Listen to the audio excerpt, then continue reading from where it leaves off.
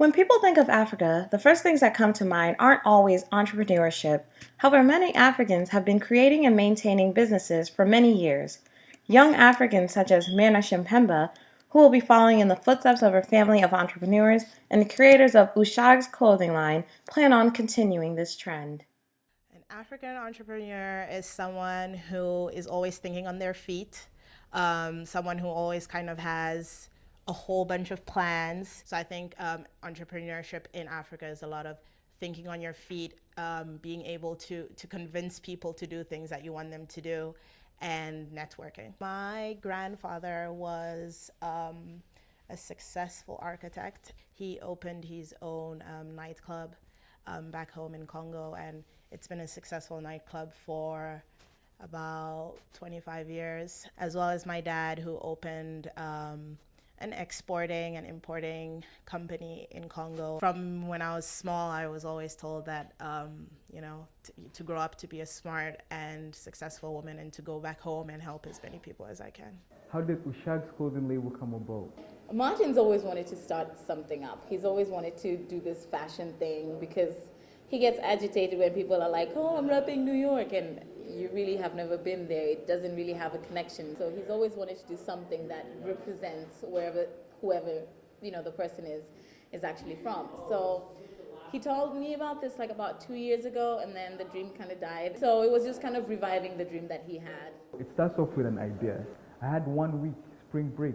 I was supposed to go to Miami, but I didn't end up going to Miami. So I was home and I was like, what can I do? I've always had that idea in the background to represent Africa. We're from Kenya, so the Nairobi one was the first one that we made, and we were like, hey, listen, what can we say about Nairobi? I want to rock Nairobi. So we made it says Mtawa Nairobi, which means the city of Nairobi in Swahili. And when we made that, it was like, yo, this is such a cool idea, you know what I mean? Why don't we go more into it and like make other parts of Africa? What's different about us is one of the things that is in our goal, that is in our mission statement, is we want our t-shirts to carry a message with them. And so the message that most of our t-shirts have is, Africa is diverse. Africa has so many aspects to it that, we have so much to offer the world. So I really love the way that you need to be proud of where you come from. There's so much heritage in all different parts of the world. And that's why Ushags came along. It's just particularly for Africans to be proud of where they come from and to be able to say, hey, listen, I'm from Nairobi and all that culture. We're not like forcing Africa down your throat, but we're showing you Africa through a different light. And that's what we wanted to do. We're taking away this whole stigma that, Africa is this black continent and, everything that goes on there is very hush-hush and it's all dark and it's all bad. We're taking that away and showing Africa in a different light. And it's not really a different light for us Africans because this is how we know it, because it's our home.